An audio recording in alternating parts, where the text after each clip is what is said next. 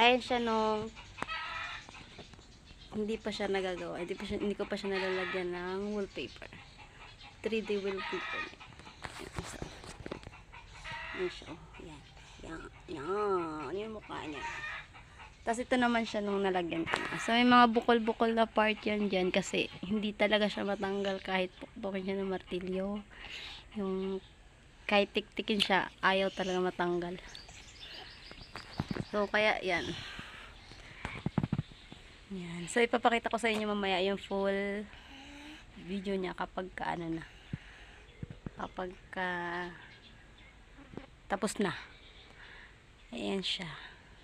Diskarte na lang ngayon guys. Diskarte. Hindi naman kailangan na maggastos ng mahal.